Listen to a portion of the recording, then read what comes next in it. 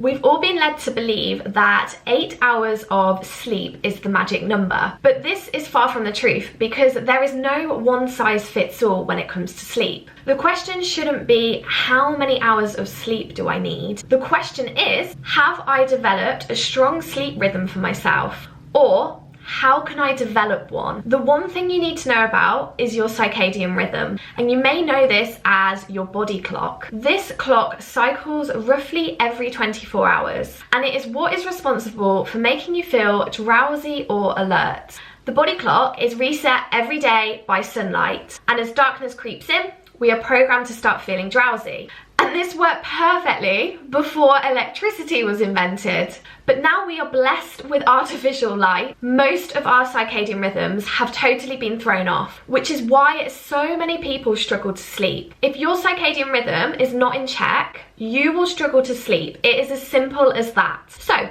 how do we fix it? Regular exposure to sunlight will help regulate your circadian rhythm. So instead of falling out of bed in the morning and just jumping straight onto the laptop, go out for a 10-minute stroll. Or if this is not possible, then going out for a stroll in the middle of the day will definitely help. Also, swapping out sound-based alarms for light-based ones can really help as well. So, as the evening rolls in, you need the opposite. So keeping lights low in the evening is a must. Get the mood lights out and turn off the main overhead lights. And shut the curtains in the summer evenings. Another big factor that people are lacking these days is exercise. Or, I prefer to use the word movement.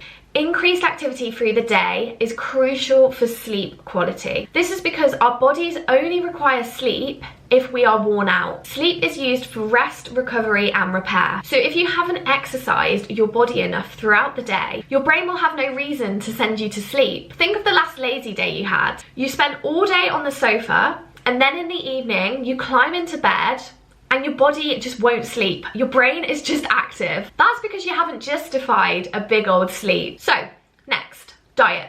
Let's talk about diet. I personally believe this is people's biggest barrier. If you are eating sugar close to bed, you've fallen at the first hurdle. A good night's sleep pretty much stops straight there for you. Long story short, but the problem with sugar is that it spikes our blood sugar levels and kind of lets out a signal to the body to become alert, which of course we do not want just before bedtime. So if you like a sweet treat post-dinner, which is fine, just watch how close to bedtime it's being consumed. I personally think a window of 2 hours before bed is a really good buffer. The other factor is caffeine, and I don't think I need to elaborate too much on why late day caffeine consumption is a bad idea. So, just steering back to that good old circadian rhythm, I cannot stress to you enough how important a sleep schedule is. Waking up and going to sleep at the same time. We have to get that circadian rhythm in good working order. And if it isn't possible for you to keep to a regimented wake up and go to sleep time, then just following a simple wind down routine before bed